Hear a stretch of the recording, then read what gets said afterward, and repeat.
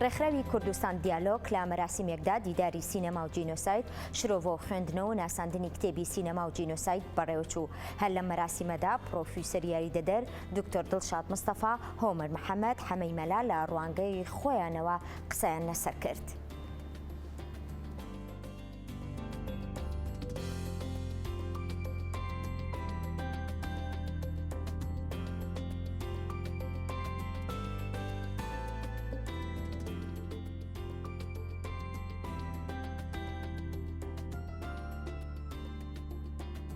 لە ڕاستی خۆی دەستبردن بۆ بابەتەکە گرنگە لەبەرەوەی کە زۆر کەمێ مەقسەمانە سەر جینۆساید و سینەما کردووە. بۆیە ئەم کتێبە کە خۆی لە بنەچەیە نامەی ماستەرنامەیەکی مامۆستا کەریمۆ غەفورە، خۆی ئەو دەستبردنە گرنگە و جوڵاندن و ژاندنی بابەتێکی لەم شێوەیە گرنگی خۆی هەیە، لەبەرەوەی کە هەوڵێکە بۆ شڕۆڤەکردنی ئەوەی تا ئێستا دەربارەی جینۆساید کراوە. ئایا ئەم فۆرمە سینەمایی کە ئیشی تیا کراوە ئەو فۆرمەیە کە ئێمە پێویستیمان پێێتی و ئەتوانین لە ڕێوە دنیا بەم چیرۆکی خۆمان ئاشنا بکەین، یاخود پێویستیمان بەوەی هەوڵی تری جیاوازتر و هۆشیاری زیاتر و جۆرێکی تر لە کارکردنمان هەبێت لەسەر ئەم بابەتە.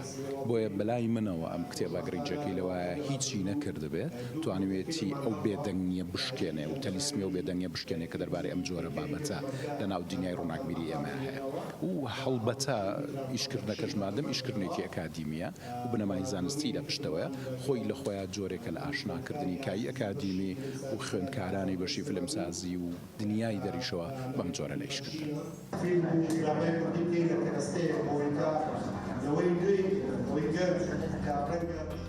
نووسەری کتێبی سینەما و جینۆساید کەریمۆ غەفور میوانە لە لامان و گفتوگۆی زیاترەکەی. کا کەریم و سڵاو لێبێ بەخێر بێت. سڵاو لێوەش. زۆر سپاس. ئەم کتێبە سینەما و جینۆساید تیشکی خستووەتە سەر چ دیدێک؟ بەڵێ بەر لەوەی وڵامی پرسیارە بم و ڕاستەکەی من ئێستا لە نێو شۆکێکی زۆر ناخۆشەژیم بۆی کە چەند خولەکێک پێش ئێستا درۆنێکی تورکی لە خەلەکان سیارێکی کردە ئامانج. بەڕاستی یعنی کە دێ قسە لەسەر هونەرەکەیت وا بیرەکەیتەوە کە تووشی ئەو پڕی دردۆنجی و ئەو پڕی پوچیە بی، هەست بە پوچی ئەەکەی لە نیشتیمانێکدا بەبەرچاوی هەموو دنیا ڕۆژانە ئەمان کوژن، ڕۆژانە بردومانەکەمانەکەن، ڕۆژانە وێرانمانەکەن. یعنی لەو حاڵتەدا بەڕاستی ینی بۆ هونەرمەند بۆ نووسەر یعنی هەز دەکەیت یعنی هونەر چ بەهایەکی هەیە لە کاتێکدا لە تەنیشتی تۆ لە هەموو کوچە و شاخ و شارەوە خەڵکمان هەیە کوژێ ڕۆژانە بۆتە هەواڵی سەردێری ڕۆژانە ئێوە لە ناوخۆی وڵاتەکەمانە لە بەرچاوی هەموو دنیا لە بەرچاوی خۆمانە دێن جینۆسایدمانەکەن بێن ئەمان کوژن. ئەمە حاڵتێکە یعنی زۆر ناخۆش بوو وەکو هەموو هاڵەکانی تریش. لەگەڵەوە شای تر خۆمان ئەزانین ژیان نابێ بوەستێ و میلەتێکین بۆ ماوین کە ئەژین کە بەرگری ئەەکەین و هونەر و کەلچەر و ڕۆشنبیری بەشێکە لەمانە و بەرگری بەرامبەر ئەو هێزە تاریکانە ئەو دوژمنانەی کە ئاگربارانمانەکەن. بەداخەوە بەشێکی هەموو ئەم کوشت و بڕێکە لەو پارچەی نیشتیمان ڕوەدات کە ڕەنگە بەشێکی زۆری بە سەپۆرت و دەستچێشی خۆمان و بە هینەکرد.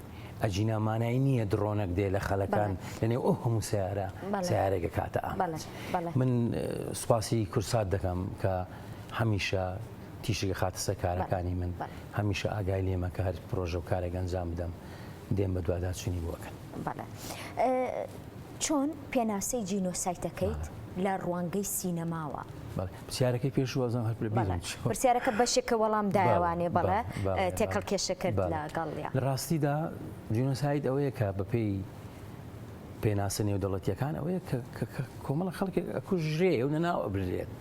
جا کوشتن و لەناوبردنەکە فیزیکی بێ یا معنەوی بێ یا لە ژێر هەر بارودۆخێکدا کە هەبێتن. هەموو ئەو جۆرانی کە بەپێی پەیماننامە نێودەوڵەتیەکان پێناسەی جینۆساید دەکەن لەسەر گەلی کوردی قوڕ بەسەر جێبەجێکراوە. سینەما هونەرێکی گەورەیە هەمومان نەزانین. قدرەت و توانا و هێزی گزارشتێکی زۆری هەیە هێزێکی دەربڕینی زۆری هەیە بۆی کووە پەیوەندی بگرێت لەگەڵ تەواوی دنیادا بۆیە ئەم هونەرە ئەم هێزە گەورەیە لە توانایدا هەیە بە باشترین شێوە ئەگەر ئاراستە بکرێت لەسەر جینۆسایدەکان کار بکات جینۆزایدەکان لە خۆی بەرزەستە بکات و پیشانی دنیای بدات. ئایا ئێمە توانیمانە لە ڕێگەی سینەماوە ئازارەکانمان بگوازینەوە؟ بێ دوو دڵی و بە هیچ سڵەمینەوەیەک نەخێر لەبەرەوەی ئێمە ئێستا کە خاوەن پێگەیەکی سینەمایی زۆر بەهێز نین. ئەگەر ئێمە سینەماکەمان بەهێز بێت ئەگەر فیلمی کوردی لەلایەن دەوڵەت و لە ڕووی کۆمەڵایەتی و لە هەموو ڕێکەوە سەپۆرتی بگرێت و پاڵپشتی بکرێت هێستا هەر خودی ئەو قەزای کوشتن و بڕێ لە وڵاتی ئێمەڕۆدا هەموو ئیشن بۆی کاری لەسەر بکەین. ئێمە ڕەنگە نەتوانین بربەرەکانی ئەو درۆنانە بکەین ڕەنگە نەتوانین بربەرەکانی هێزێکی ئیقلیمی بکەین چ بەهێز بە حتە ئاستی دیبلۆماسیش بەڵام سینەما ئەتوانێت سینەما ئەو هونەرەیە لە توانایدا هەیە کە زۆر بەباشی بەرپەچ بدرێتەوە ئەگەر ناو وڵاتدا گرنگی پێ بدرێت کە بەداخەوە یعنی ئێستا 100 زاریکەش ئێڵینەوە کە بەداخەوە گرنگی پێ نادرێت کە بەداخەوە یعنی لە هێزی ئەم هونەرە تێنەگەیشتون و لە هێزی وێنە تێنەگەیشتون و ئیوادارم کە ڕۆژێکدا بێ کە استراتیژیشی باش بۆ هونەری سینەما کاکەریمەوە ئێمە تا چەند دەوڵەمەندین لە لێکۆڵینەوە توێژینەوەکانمانە لە بواری سینەمادا؟